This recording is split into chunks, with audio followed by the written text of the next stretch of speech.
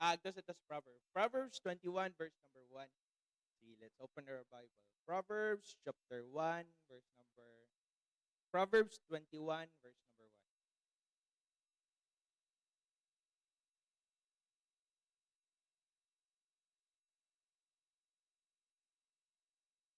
Proverbs 21, verse number 1. Okay, so nada sa itong mga screens. Tapos yung mga Bibles. Atong dunganon, ready? If you dare, say amen. Ready? All together, read. The king's heart is in the hand of the Lord, as the rivers of water. He turneth it whatsoever he will. So, dili na ito mabasa sa pulong sa Ginoo nga ang kasing-kasing sa hari naaday sa kamot sa atong Ginoo. Okay? So, let's pray. Father in heaven, Lord, salamat, Lord God, sa kahaponon. And Lord, sa mong pagpadayon, ikaw magpakistorya nga ni kanamo, Lord God. Lord, gamitin mo ang pulong, Lord God. And Lord, bisan pa na ikaw magpakistorya nga kanamo matagusan at di magnaminaw sa online, Lord God. Lord, wala may puhat, Lord God, wala ikaw mag-bless mo tagusan, Lord God. In Jesus' name we pray and give thanks. Amen. Okay? So, ang lesson na to karon is pagsalig sa sovereignty sa atong Ginoo. O ato ning mastudihan sa book sa Easter. In fact, sa mo gud maabot sa punto sa atong kinabuhi ba nga lantaw nato murag yaan na ka sa Ginoo or siguro lantaw nato nga kan una ka kung kabalo ba gyud nakita ba gyud ang Ginoo sa mga struggles sa imuhang kinabuhi nga usahay makapangutana ba ka sa namin tabuan ni atong mga kuan karon atong mga leaders sa atong nasod na nagduduha na ka kung ang Ginoo in control pa ba gihapon ngani sa ato ang kinabuhi ug ngani sa ato ang nasod. And the word of God reminds us nga siguro lantaw na to murag biyaan mo siguro sa Ginoo, siguro wala siguro kita ang Ginoo sa atong mga struggles. This word and the word of God reminds us, God is still in control ngani sa atong kinabuhi. Amen. He is the absolute ruler of all. And hope and pray nga kaning lesson nato karong kaponon mag-remind nato nga ang atong kinabuhi o ang kaning sa kalibutan wala nining labay nga wala nakabalo ang Ginoo. Tanan hibaw-an sa Ginoo. Okay? So atong studihan karon ang upat ka events nga nahitabo sa Easter sa book of Easter. Okay? But before that, kansa ta I know nga kabalo na mo sinangitabo sa book of Easter, unyo nakabasa na mo. But for some nga wala pa inyong assignment, pag uli niyo sa yung balay na gainan niyo time nga basahon niyo Easter. But I will give you a summary. So mo ni una, nagsugod ang tanan sa banquet. Banquet sa maong duha ka banquet. Banquet sa hari o banquet sa reyna. Okay, so duha ka banquet nagdungan. So ang hari nga mong si Kuan, Ahasuerus or Xerxes sa Persia na siya nga hari, nag-host siya, grabe, ka-lavish, pila ka bulan nga piyesta. Grabe na siya, hari. At the same time, ang queen pod, ang reyna, nag-host po siya o Kuan, kanang banquet para lang sa mga babae. Okay? So, nahitabo, so, wala naman tanong, pag naipesta, so, kanang nahubog na mong hari, grabe na kay mga bulatik, grabe na kay panghinambog. So, to the point, iyang ipatawag ang reyna. Patawag niya kay iyang ipanghinambog nga to sa iyang mga bisita. Ning dili ang reyna. Suko ay sa nga tanan ang hari and therefore, gikat niya ang ties nato siyang reyna. Okay? Tungod siyang disobedience. So mo to, nagsugod sa mga kaon-kaon, banquet, or celebration. Now karon, ang mga counselor sa mga hari, nag-advise niya nga mangitag bagong queen. Mangita og bagong queen gikan sa ilahang mga empire of mga young women. So dikto nabot si Esther. Si Esther usa na siya ka Jewish nga orphan. Wala siya mama, wala siya papa. Ug ang nagpadako niya ang mao iyang igagaw nga si Mordecai. Si Mordecai Og si Esther ang napili nga maong next nga queen tungod sa iyahang beauty ug siyang grace. Kay di ba nawala naman tong queen kay ning disobey man siya sa hari. Kay gusto ang hari nga wag dapat naa siya sa ako ang banquet. Nya naman po'y banquet ng maong queen. So ning refuse siya, boom, wala na. But wala gi istorya ni Mordecai ni Esther ang iyahang Jewish identity nga Hudyo siya tungod kay mo may gisugo sa mo iyahang kuan iyang counselor, iyang guidance nga mo si Mordecai. Okay? So, si Mordecai, samtang perminti man siya nasa palasyo, nasa dito perminti sa gate, nakadungog siya og usa ka plano nga against sa hari. So, nagplano ang duha ka chamberlains sa hari nga patyon siya.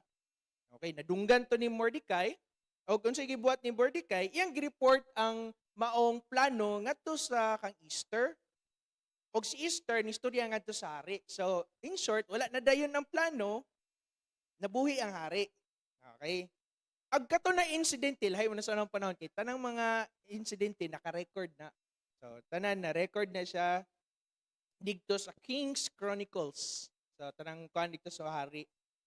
Unfortunately, wala dito na rewarden si Mordecai. Nalimtan na sa panahon.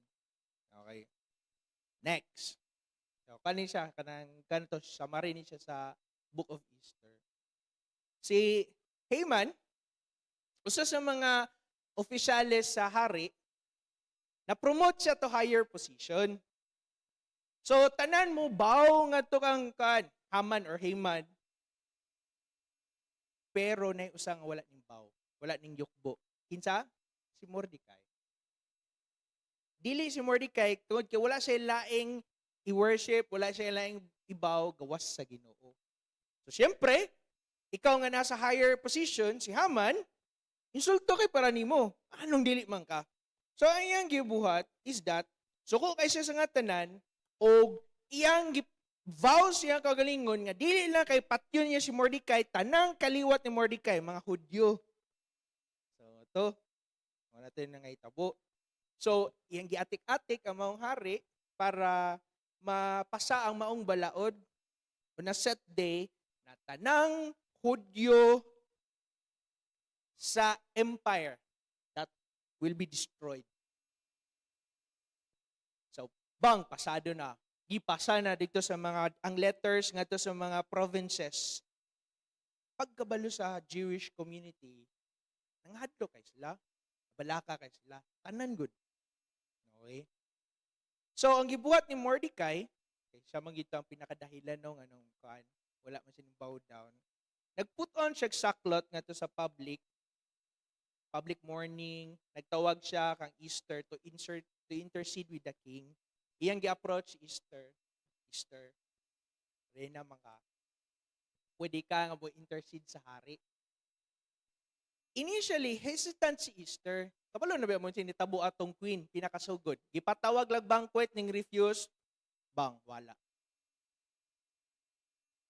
Initially, hesitant si Easter tungod kay pag mo sulod ka sa hari, nga wa ka gipatawag sa hari, it means death.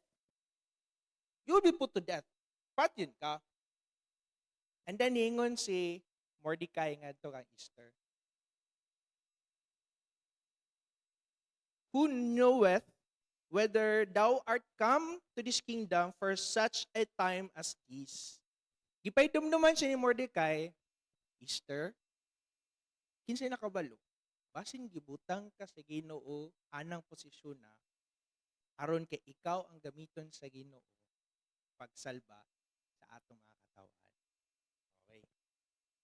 So, ni-agree si Easter, gitake niya ang risk sa iyang kinabuhi o ang request ni Mordecai o ang request sa mga Jews dito sa city.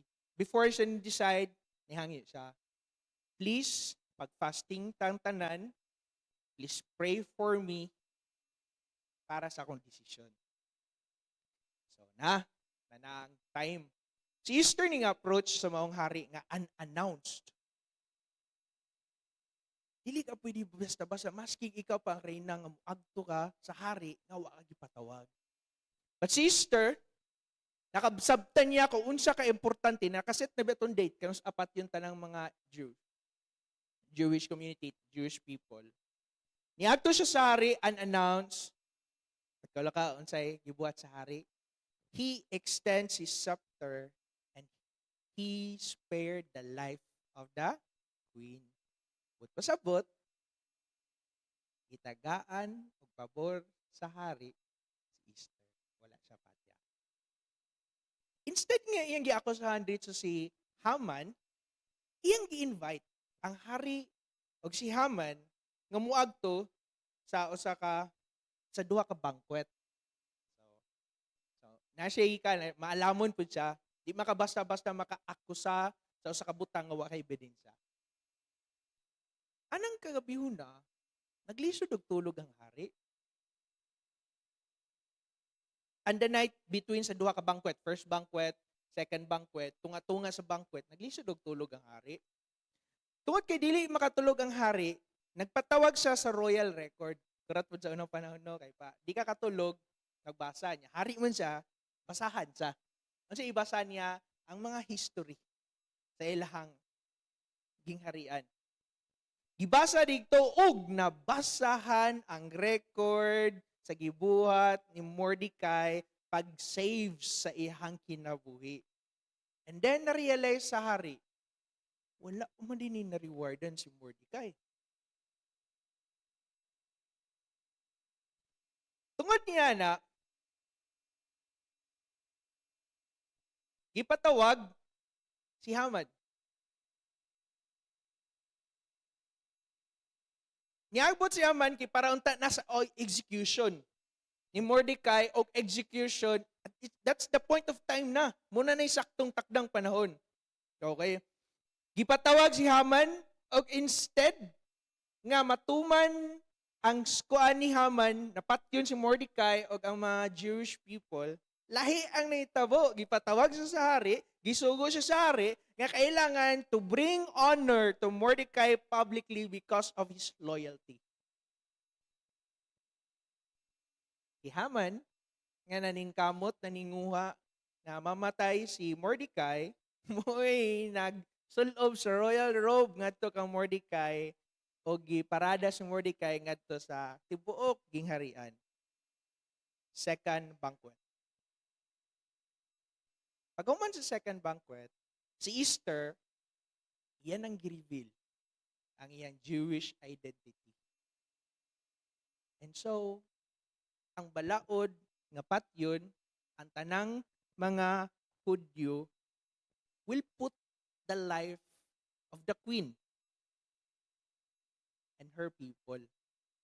Suko kayo sa tanan ang hari.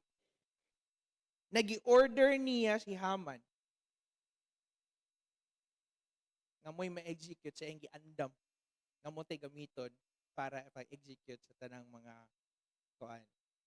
Jewish na people. And from that day on, ang original na decree, lahi ang Persian. Pag nabalaod, balaod na, di na ginamusab.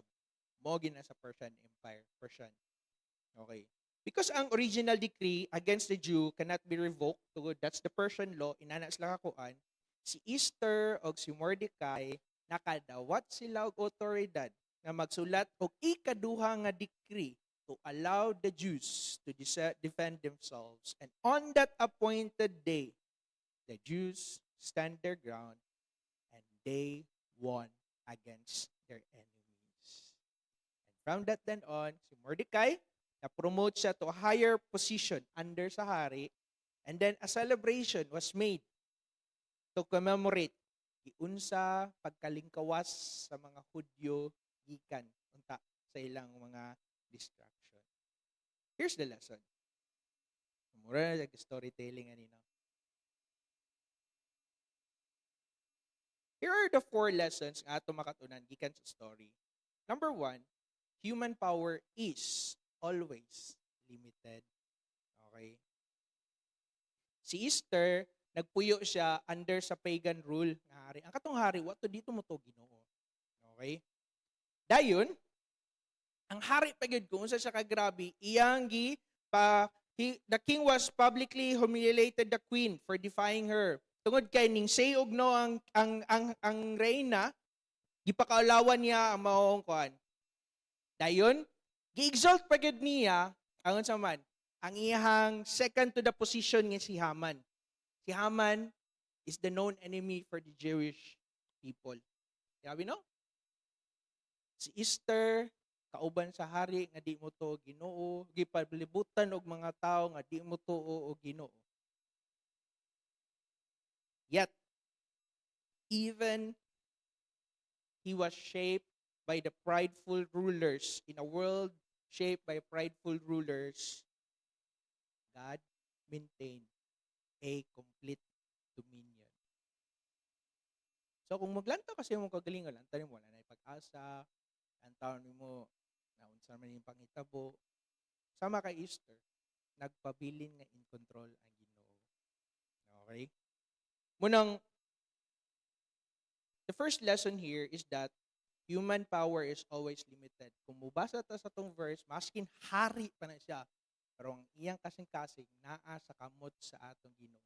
Nga sama sa rivers of water, pwede niya i-turn kung unsay plano sa Ginoo sa atong kinabuhi. So, unsay application na to ani? Ayaw kahadlok sa tao. Ayan. Kahadloki ang Ginoo.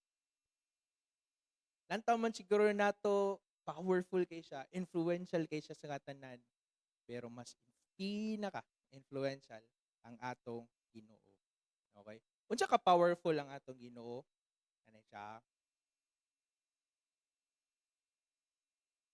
Gi-allow niya ang mga panghitabo nga sakto jud sa nga tanan. Okay. Ikaduha nga lesson nato is that God's timing is always perfect. First timing. Si Mordecai nakadungog sa mga plano nga pagpatay sa maong hari. Diba? Wala siya na-rewarded. Gikalimtan siya. Kuwa siya kalimti sa Ginoo. Okay? In fact, ikaduha nga tabo, naglisod og tulog ang maong hari. On that very night, nga ning abot si Haman pag-request para na mamatay si Mordecai according sa balaod. Ano, pasa na itong balaod ha? Ang hari naglisod og tulog, gipabasa niya ang maong Royal Chronicles. Ug nabasahan pag yun ang gibuhat ni Mordecai pagsalba sa kinabuhi sa maong hari. Coincidence? Dili. Because God's timing is always perfect. Ikatulo, ang pag-intercede ni Esther, isip, usa ka queen.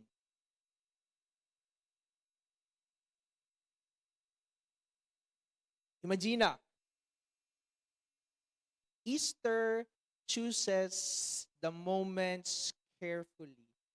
Una, gi-invite niya ang hari o si Haman para dito sa duha ka klaseng nga banquet.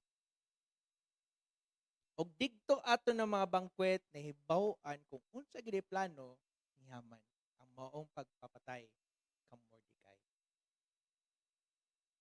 Imagine kung naungaulahi itong tanan. Siguro, ulahin na basahan. Ikaduha na banquet, naglisod og tulog ang hari. Muna nagpabasa siya sa Chronicles, ug dibaw-an niya nga si Mordecai, dako de kay loyalty nga to siya, nga na-spare iyang life. Ya, butanta lang dito siya naglisod og tulog sa ikaduha nga banquet. Wala na, patay na sa dito. Sa tunga-tunga sa banquet nga naiabot na si Haman pagsugsag sa hari para execute kang Mordecai. Di ba? So you see the events. What's the lesson here? Trust God's timetable when the answer to your prayers seems delayed. Sa ligi ang Ginoo, ang timing sa Ginoo, kung antaw nimo ang tubag si Ginoo sa imong mga prayer, mura mag-delayed because God is always on time. Always on time gid ang Ginoo. And ikaduha, lantaw na to coincidence, pero sa Ginoo, it's God's fingerprint in daily circumstances. Signal ito sa Ginoo nga God is working on our behalf. So, lantaw nimo, ay, coincidence man ni. Lantaw nimo, ay, dili man gyud, ina gyud. Talk to God gani. Ampo pag-istorya sa Ginoo, and God will tell you, knock, everything is under my control. And third, the third lesson here is that, yes, na plano ang Ginoo, pero ikatulong nga lesson, kailangan ka ma-involve sa plano sa Ginoo. Example. Wala question. Hanay ng tanan. Sakto na kayo sa tanan ang mga events. Pero, si Mordecai niagto kang Easter. Ningon siya, sige, basahan ta. Exodus chapter 4, verse number 14. Easter. Sige. Easter chapter 4, verse number 14. Sometimes nung mingon ta, plano lagi sa Ginoo, wala ko'y buhaton. Magtanga na lang ko. That's never gone. Okay, ready? All together.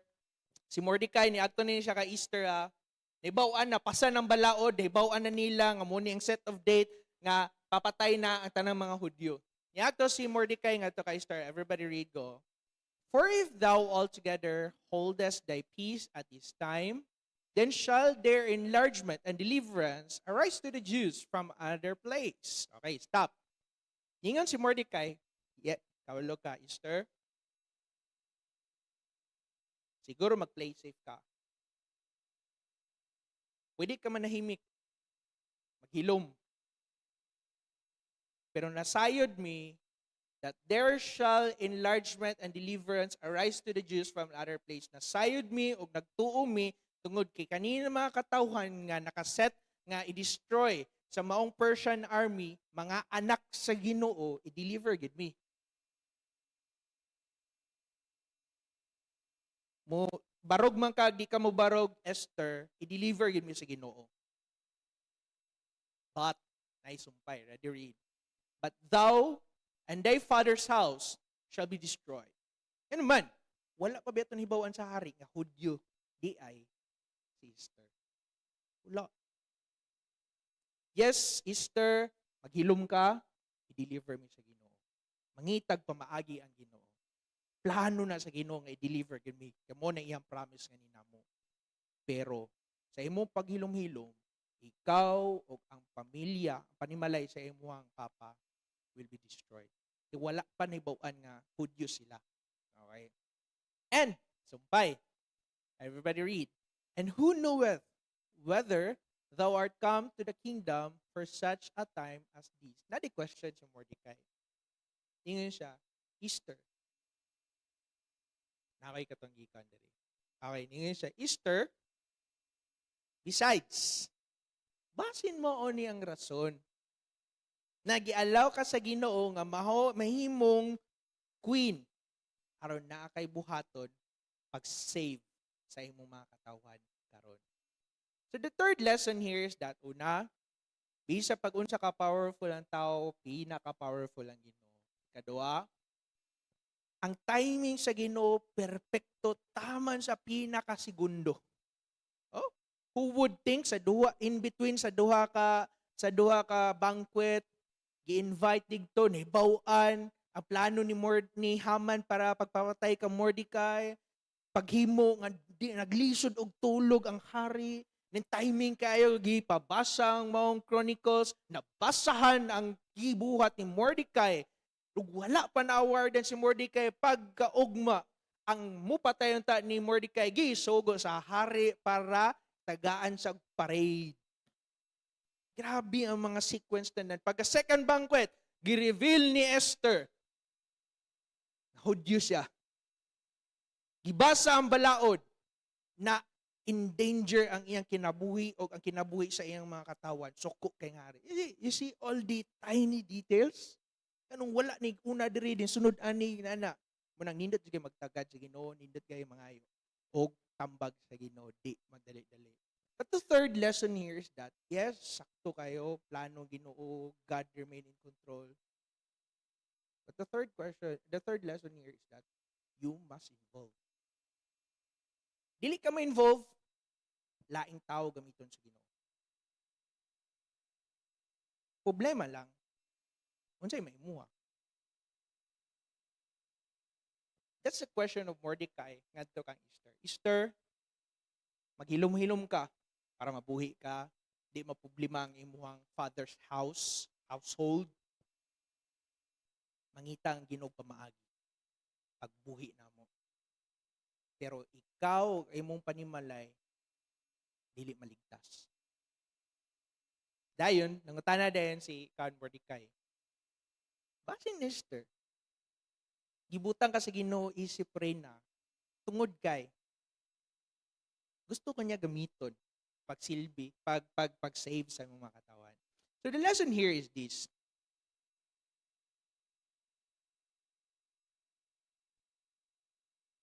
Nothing can ever stop God's plan and God's purpose. That's for sure. But He wants to invite you and me for that plan. Gusto siya nga invite sa Ginoo, ikaw ug ako para anang plano. Si Esther, kailangan niya mo act. But sa iyang pag-act, she could die, or she will leave. Walay nakabalo. Motong nag-pray siya, nag-pray siya, nag-fasting siya, and wise ang ihang strategy. Okay? She wisely appealed to the king's sense of honor. Ug tungod didto nang-reveal gyud ang unsay tinuod. Kasi wala daybot pasabot nga patakal lang ta diha sa atong mga action. Agam, muni plano sa Ginoo, patakal lang tag action dayon. Dili ta wise, nahimutang foolish. Wala. Di magkadimao ang tanan. And that's fine. So, ang action ni Esther, what? Accomplish God's good plan ug nagamit siya sa Ginoo.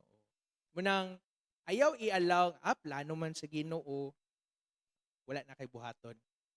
Instead, naibawan nimo na plano din na sa Ginoo sa imong kinabuhi, kung unsay tawag sa Ginoo sa imuha, tubag, paggamit. Sa Ginoo. Kaya naman, remember, fulfilling God's assignment requires courage, prayer, and purposeful steps of faith. Kailangan jud ka na magpagamit act diha sa Ginoo. And last lesson here is that God has a purpose for your life. Sister, gawin no? Wala siya mama, wala siya papa. Si Mordecai pag iyahang cousin, may nagpadako niya. You see the tiny details? Coincidence ba nga nag-agaw sila ni Mordecai? Dili. Kay gigamit si Esther para ma-save ang nagpadako niya kamo si Mordecai. Di ba? Coincidence ba nga nahimo siyang sunod nga reyna? Dili. Ano man, gigamit siya sa Ginoo pag-save sa Jewish people. In your life also, remember this, walay gobyerno, walay boss, walay family tension ang makawala sa gahom sa Ginoo. Number 2, ang timing sa Ginoo is always perfect. Lantaw nimo too late na kayo, remember, He sees the end from the beginning. Ikatulo, your participation matters. Dili ka magpagamit na ailaing gamiton ng Ginoo. Pangutana, ikaw, unsa may tabo nimo? That's your choice. Okay? But remember this, if your faith is obedient, you will trust God, God will use you. But if you will not let God use you, lain ang gamiton sa Ginoo. So those are the 3 lessons. So mura tag storytelling karon kay medyo kangi siya. And I hope and pray nga kunya pag uli niyo yung balay, basahon niyo ang Book of Easter. Gamay na siya actually, gamay na siya sa tan pila na nakakuan. And while you read that one, I hope nga siguro nahadlok mo karon kay na mga banta sa inyong kinabuhi, siguro nahadlok mo karon kay na wala nakakasabot sa inyong palibot, sa inyong pamilya, nakuratan mo, na mapahidumduman mo sa Ginoo that He remain in control. Amen? Then ikaduha, lantaw nimo nga, late na kay Lord, wala na ni mga pag-asa, mo kinabuhi, wala na ni oh, God is never too late. Ang gusto lang sa Ginoo is number 3, you must participate. Paggamit sa Ginoo. I know na ay mga tawag sa Ginoo nga ni sa atong kinabuhi. Obey God. Have faith in God. Amen? And Psalms 103 verse number 19. Sige. Psalms 103 verse number 19. Let's end this lesson, storytelling lesson, Nagi, with this verse. Ready? All together, read. The Lord hath prepared his throne in the heavens, and his kingdom ruleth over all. Amen. Ang pinaka-foundation sa atong kinabuhi mao ang atuang faith. Munang strengthen our hearts, empower us into action, diha sa Ginoo, whatever challenges you face right now, God got this. Na ang Ginoo. Amen. So, salamat sa Ginoo. Let's pray. Dear God, thank you so much, God, for this storytelling lesson, Lord God. Thank you so much, Lord, for reminding us nga maskin di ay, Lord, lantaw na mo, wala may kasabot sa palibot. Nga sama ni Easter, Lord, ang hari, dili mutuo Ginoo, ang iya pa yung gi-promote sa promotion, iya pa gi-promote sa higher position, usa ka taong kalaban sa mga Jews, gusto nga patyon ang mga Jews, gusto i-eradicate ang mga Jews. But salamat, Lord, nga imong gitudlo, gi-remind na mo karon, Lord God, that you are above anything and everyone, Lord God. Nagamahanan ka, Lord. Nga instead di ay manalaw na mi, instead nga mahadlok na mi, instead nga magkurog na mi sa doubt, you remind us, the second part sa lesson, Lord God, that we're going to trust your perfect timing, Lord God. Salamat, Lord, na nakita na mo, maskin sa kinabuhi ni Easter, ang mga events, Lord, ihanay kay nimo tanan, Lord God. Maskin sa among kaugalingon, maglantaw mi, di gina mo matuuhan, tanang events. Pray mo din yung gigamit tanan, Lord God, para sa imong kamayaan, para sa imong plano. And thank you so much, Lord God, for inviting us and for challenging us right now. Yes, pwede mo magpabiling nga di magpagamit nimo o imong gitudlo, gipakita namo nga nasa gamiton lain. But imo ming gitagaan sa challenge, Lord God, why not? Among ipagamit ang among kinabuhi diya kanimo, Lord God, ug ma-experience na mo ang dagko na mga butang, mga plano nimo nga sa among kinabuhi. Lord, help us with this lesson nga mong nakatunan karon, Lord God, na we're going always to trust you. Di mi magdali-dali sa among mga desisyon, dili mi magpataka sa among mga desisyon. We're going to pray for you. Makita na mo kung sa importante ang prayer. Makita na mo, Lord God, kung sa importante ang pagseryoso diha kanimo, Lord God, to the point that we are going to fast para lang mapakita, mapadala na mo kanimo, Lord God, na among kaseryoso sa among mga pangayo, mga tinguha. And Lord, help us, Lord, na siguro di pa namo masabtan karon ang imong mga tawag ani sa among kinabuhi, but help us, Lord, nga mahimo lang ming obedient. Maglakaw mi diha nga magtutok kanimo, Lord God, dili sa problema, dili sa mga tao, dili sa mga challenges na mong giatubang, Lord God. And help us, Lord.